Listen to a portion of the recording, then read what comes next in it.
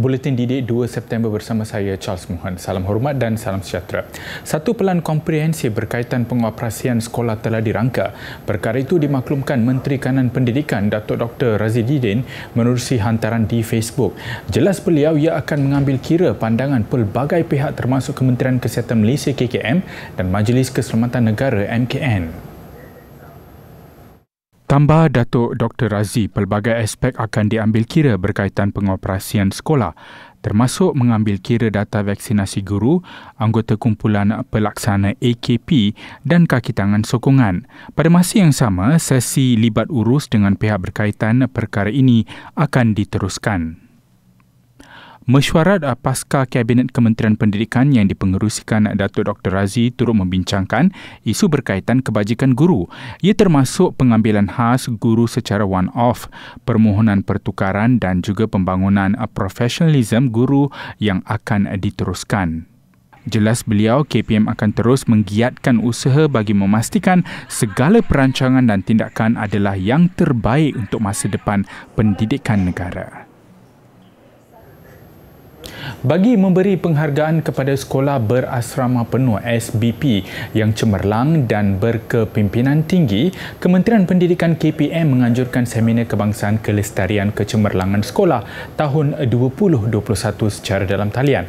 Program tahunan yang berlangsung selama 2 hari bermula hari ini disertai 11 pembentang yang berkongsi pandangan pengalaman serta strategi terbaik. Menurut Pengarah Bahagian Pengurusan SPP Faridah Yang Razali, perkongsian ilmu tersebut juga diharap dapat memastikan SPP terus kekal relevan sebagai barisan hadapan dalam bidang pendidikan, bukan sahaja cemerlang dalam bidang pengurusan pentadbiran, malah kepimpinan, pentaksiran serta pengajaran dan pembelajaran PDP sebagai usaha melonjakkan lagi kegemilangan SPP. Jadikan segala ilmu yang akan diperoleh sepanjang 2 hari ini sebagai satu nilai tambah dan penambahbaikan untuk diri sendiri serta kongsikanlah dengan para pentadbir sekolah yang lain. Dengan satu wawasan dan hala tuju yang sama dalam sekolah, SAF pasti dapat dirapatkan dan teguh bersama-sama membawa sekolah ke satu mercu kejayaan. Dalam pada itu, seiring dengan pembelajaran secara digital, para guru juga dilatih dalam usaha mempersiapkan murid-murid berkemahiran tinggi dalam teknologi maklumat. Larian virtual rentas Desa Kebangsaan 2021 Berdik 21, anjuran Fakulti Pendidikan Universiti Teknologi MARA UiTM berjaya mengumpul 31,921 penyertaan pelajar sekolah rendah dan menengah seluruh Malaysia. Jumlah ini membolehkan mereka diiktiraf Malaysia Book of Records MBR sebagai larian virtual melibatkan pelajar sekolah paling ramai. Pengajaran bahasa Inggeris. Fakulti Pendidikan UiTM dengan kerjasama Jabatan Pendidikan Negeri Selangor JPNS telah menganjurkan Berdik 21. Larian ini telah mendapat sambutan dari 1,168 sekolah rendah dan menengah seluruh negara. Tempoh larian bermula 27 Mac dan berakhir 24 Jun lalu. Pelajar hanya perlu melengkapkan larian secara atas talian di kediaman masing-masing dan data larian mereka diterima untuk direkodkan. Ia secara tidak langsung telah membantu pihak sekolah melaksanakan pentaksiran aktiviti jasmani, sukan dan kurikulum PAJSK dengan menggalakkan murid-murid menyempurnakan merit PAJSK mereka. Kejayaan ini telah menunjukkan sokongan masyarakat terhadap aktiviti yang dijalankan oleh pihak universiti, khasnya Universiti Teknologi MARA dalam membudayakan amalan kesihatan sejagat. Alhamdulillah.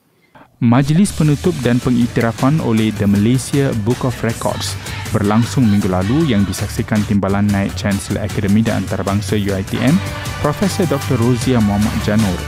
Turut hadir pengurus operasi kajian dan pemasaran The Malaysia Book of Record, Edwin Yeo Tiong Chin.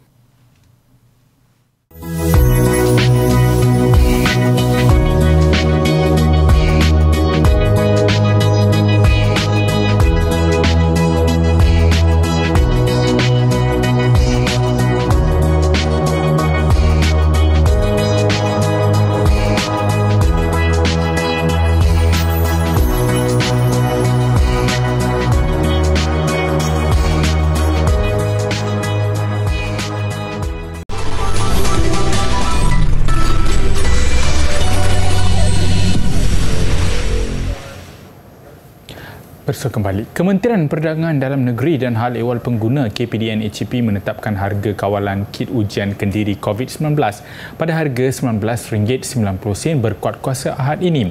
Menerusi kenyataan bersama Menterinya Datuk Seri Alexander Nantalinggi dan Menteri Kesihatan Khairi Jamaluddin, harga borong kit ujian pula dijual pada harga maksimum RM16.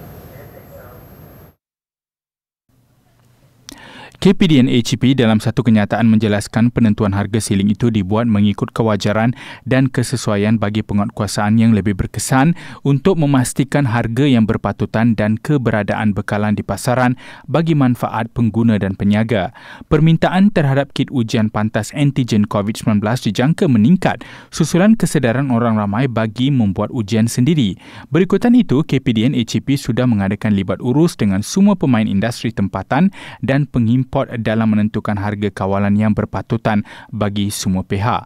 KPDN HCP juga menjangkakan kesan persaingan akan menstabilkan lagi harga jualan di semua peringkat seperti mana berlaku kepada harga pelitup muka. Tindakan tegas akan diambil terhadap peniaga yang gagal mematuhi dan boleh dikenakan tindakan di bawah Akta Kawalan Harga dan Anti Pencatutan 2011. Angkatan Tentera Malaysia ATM sedia mewujudkan Hospital Medan dan menyediakan pasukan vaksinasi di 5 negeri yang merekodkan jangkitan tertinggi COVID-19. Menteri Kanan Pertahanan Datuk Seri Hishamuddin Tun Hussein berkata, ATM mempunyai infrastruktur, aset dan kepakaran mencukupi serta sedia diatur gerak pada bila-bila masa. Jelas beliau kesediaan ATM itu berikutan kenyataan Menteri Kesihatan Khairi Jamaluddin semalam berhubung situasi jangkitan di 5 negeri iaitu Sabah, Johor, Kedah, Pulau Pinang dan Kelantan. Ia bagi membantu memberikan rawatan ke atas pesakit-pesakit COVID-19 khususnya yang berada dalam keadaan tahap 3 ke atas. Saya percaya bantuan ATM ini akan dapat membantu berupaya mengurangkan beban yang ditanggung oleh KKM di negeri-negeri berkenaan. Maka ATM bersedia untuk membantu menyediakan tim vaksinasi ATM di negeri-negeri yang memerlukan, khasnya di kawasan pendalaman yang sukar dicapai oleh pihak KKM. Tidak sekadar di 5 negeri berkenaan. Tambah beliau, perkara berkenaan termasuk membantu meningkatkan kapasiti pemberian vaksin secara pandu lalu di lokasi yang akan ditentukan oleh Badan Bertindak Imunisasi COVID-19 CITF. ATM turut bersedia mengkoordinasi atur gerak bantuan Hospital Medan dan pasukan vaksinasi itu dalam tempoh 1 atau 2 minggu ke lokasi yang diperlukan sebaik mendapat permohonan KKM. Dalam perkembangan lain, Datuk Seri Hishamuddin turut memaklumkan beliau kembali mengutai usaha berkaitan pengurusan pandemik termasuk COVID-19 di bawah Majlis Keselamatan Negara MKN. Kira-kira 12,000 penjaja dan peniaga di Pulau Pinang telah menerima vaksin COVID-19 menerusi program mobilisasi vaksin komuniti MOVAC yang dilaksanakan secara one-off selama 4 hari. Program itu antara usaha kerajaan negeri untuk membuka kembali premis perniagaan khususnya makanan. Walaupun berada dalam fasa 2 Pelan Pemulihan Negara PPN, ramai pengusaha perniagaan makanan belum membuka premis perniagaan kepada pelanggan atas kebimbangan kaki tangan dan pekerja mereka tidak lengkap vaksin.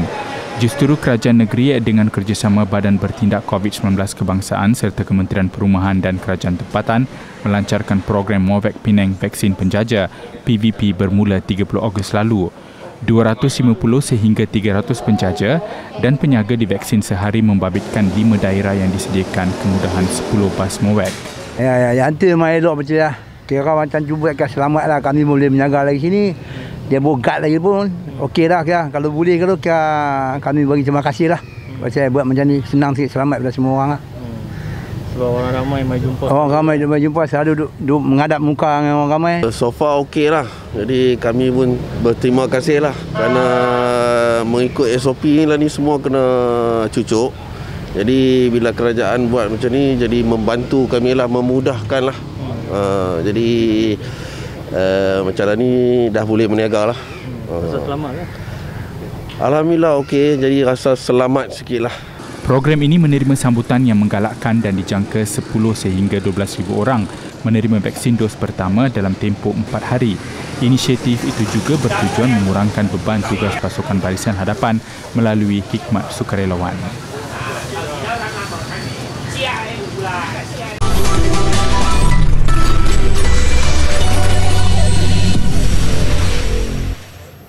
Bersua kembali.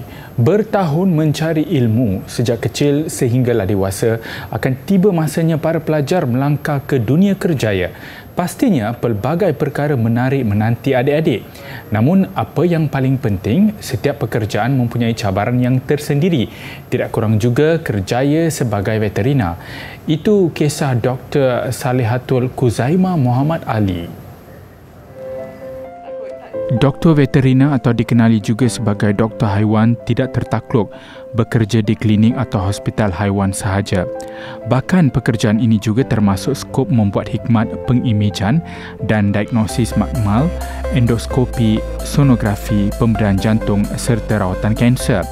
Dan ia berdasarkan kepada kes yang dikendalikan, tidak kiralah membabitkan haiwan kesayangan, haiwan besar, avian, eksotik atau hidupan liar. Menurut Dr. Salihatul Kuzaimah Muhammad Ali, pengalamannya selama 12 tahun berkecimpung dalam dunia veterina mempunyai pelbagai cabaran termasuk dari segi fizikal, mental dan emosi. In terms of mental, emosi bukan sahaja satu kita sebab kita deal dengan animals kan yang tak boleh cakap tau. So itu adalah cabaran utama because of they cannot say what they want. Dia tak boleh express, okay mungkin in terms of behaviour they can express themselves.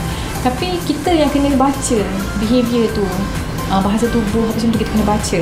Macam tu memang cabaran. Nampak macam mungkin mudah, nampak best kerja dengan animal. Bestnya you boleh jumpa binatang comel-comel, boleh hugging-hugging, boleh peluk cium semua. Tapi they don't know the beside ataupun belakang tambah yang kita hadaplah selalu. Tambahnya, doktor haiwan juga tidak boleh lari daripada tomahan orang ramai terutamanya di media sosial. Walaupun niatnya hanya ingin mendidik melalui medium yang lebih berkesan, masih ada segelintir orang yang berfikiran negatif terhadap pendekatan tersebut. Actually, memang I tak sangka TikTok tu boleh jadi platform yang I rasa sangat membantu juga untuk kita educate orang sebab video, short video and then senang nak deliver. So, bila kita try post, Alhamdulillah dapat sambutan, especially when it related to dogs. Probably Malaysia ni bila anjing je satu benda yang it's either we get the highest respect ataupun the lowest thing that we can probably get lah, maksudnya dapat makian, cacian, ada juga cakap macam-macam lah. Dalam pada itu, Dr. Salihatul turut menasihati para pelajar yang berminat ingin menjadi doktor haiwan untuk menanam sikap cintakan haiwan terlebih dahulu. Minat yang mendalam terhadap haiwan adalah kunci utama mendepani cabaran kerjaya sebagai veterina. Selain itu, mereka harus mempersiapkan diri melalui kursus perubatan veterina selama lebih kurang 5 tahun sebelum mereka dapat mempraktikkan ilmu berkenaan. Situasi pandemik tidak menghalang rakyat Malaysia yang berada di Glasgow, Scotland menyemarakkan semangat patriotism melalui program Kayuhan Merdeka sempena sambutan Hari Kebangsaan ke-64 31 Ogos lalu. Program anjuran komuniti Malaysia Glasgow itu diadakan buat tahun kedua dengan mengibarkan jalur gemilang. Program yang membabitkan kayuhan sejauh 64 km itu melibatkan pelajar dan guru yang menetap di Glasgow. Presiden Komuniti Malaysia Glasgow Muhammad Arif Hanafi Hamdan berkata acara tahun ini berlainan kerana kawalan pergerakan. Kayuhan Merdeka kami pada kali ini dianjurkan oleh Komuniti Malaysia Glasgow dengan kerjasama PPL JPA London. Tujuan untuk merapatkan ukhuwah sesama komuniti dan pelajar Malaysia yang berada di Glasgow. Dan juga kayuhan ini bersempena dengan sambutan kemerdekaan Malaysia yang ke-64. Dan buat pertama kalinya kayuhan ini kami adakan di Pulau Aran pada tahun ini. Program terbabit mendapat sokongan Pejabat Penasihat Latihan Jabatan Perkhidmatan Awam PPL London. Dalam pada itu, program tersebut membawa semangat cintakan tanah air walaupun berjauhan. Selain menunjukkan sikap rasa prihatin dalam merayakan bulan kemerdekaan dan mempromosikan negara Malaysia di luar negara, ia juga salah satu aktiviti riadah yang sering dilakukan rakyat negara ini di sana. Kami dari Glasgow, Scotland mengucapkan Selamat Hari Kebangsaan! Merdeka! Merdeka! Merdeka!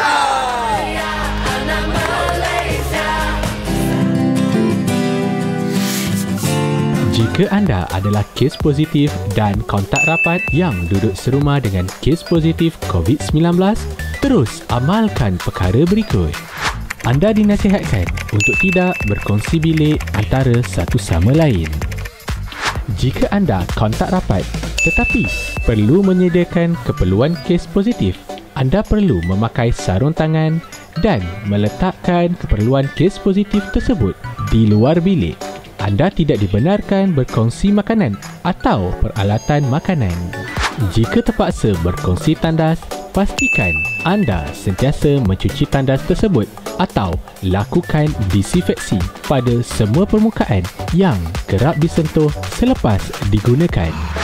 Sentiasa pastikan terdapat pengudaraan yang baik di dalam rumah dengan membuka tingkap. Anda perlu sentiasa mengamalkan cuci tangan dengan air dan sabun atau hand sanitizer.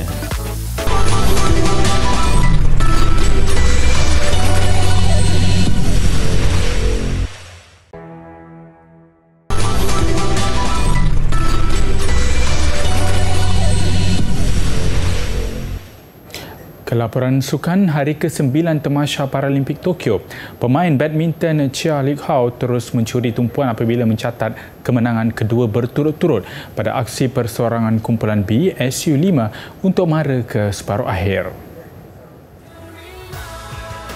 Pada aksi kedua kumpulan B, Lik Hau hanya memerlukan 27 minit menang set pertama 21-13 dan beliau langsung tidak memberi ruang buat lawan untuk kemenangan 21-9 pada set kedua.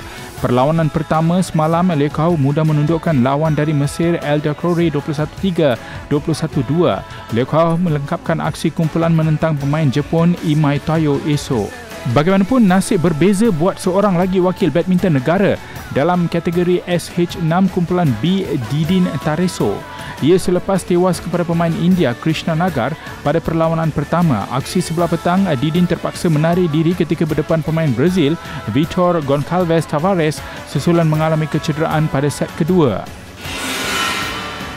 Sementara itu, acara basikal lebuh raya C1 sehingga 3 sejauh 79.2 km di Fuji International Speedway menyaksikan pelumba negara Muhammad Yusof Hafizi Shahrudin menduduki tempat yang ke-33. Berlangsung dalam laluan basah akibat hujan, kedudukan 1-2 dikuasai pelumba Britain Benjamin Watson meraih emas manakala Finlay Graham perak, gangsa milih Alexandra Lauche dari Perancis. Dan ketika kontingen negara masih sugol dengan apa yang dialami atlet lontar peluru Muhammad Ziad Zulkifli, misi untuk mencapai sasaran 3 pingat emas terus semarak. Hari yang ke-10 esok, tumpuan pastinya kepada 2 lagi prospek pingat emas negara yang akan beraksi menerusi pemanah S. Suresh dan juga atlet olahraga Rizwan Puzi. Acara memanah recurve yang akan berlangsung di Padang Yuminoshima. Penampilan S. Suresh pasti ditunggu dan juga dinantikan aksi pelari pecut juga pemenang pingat emas di Rio 2016 Muhammad Rizwan Puzi menerusi acara saringan kedua acara 100 meter T36 di Stadium Olimpik Tokyo, manakala pemain badminton Chia Lik Hau yang dibimbing bekas jago negara Datuk Rashid Sideh akan melengkapkan saingan kumpulan selepas mengesahkan kemarahan ke fasa kalah mati.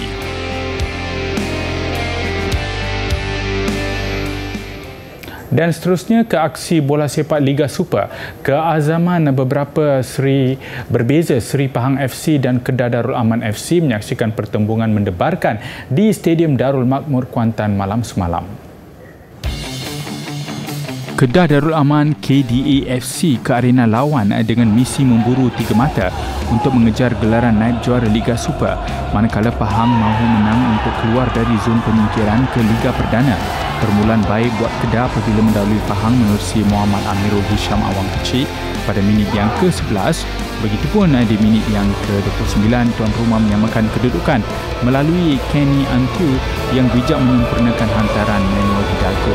Kedah kembali menjarakkan kedudukan hasil percubaan pemain gantian Muhammad Syazwan Zainun, namun semangat melawan Pahang tetap kental apabila sekali lagi menyamakan kedudukan juga menerusi Anfield 3 minit sebelum disiri penawar.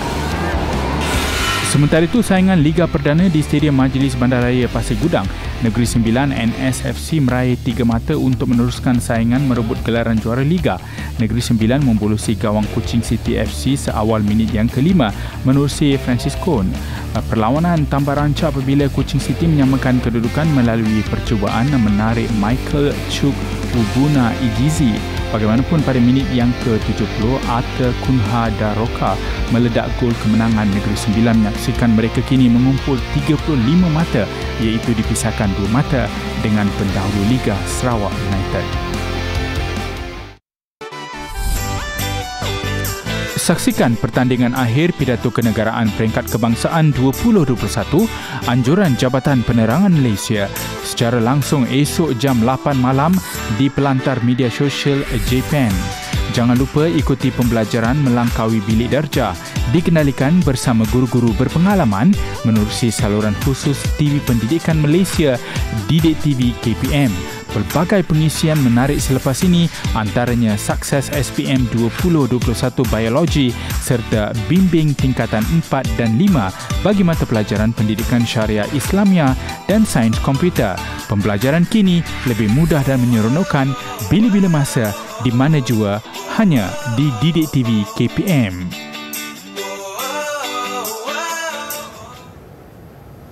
Visual secara dekat permainan roller coaster mengakhiri paparan buletin Didik malam ini. Saya Charles Mohan, salam hormat, salam ceria dan kita jumpa lagi.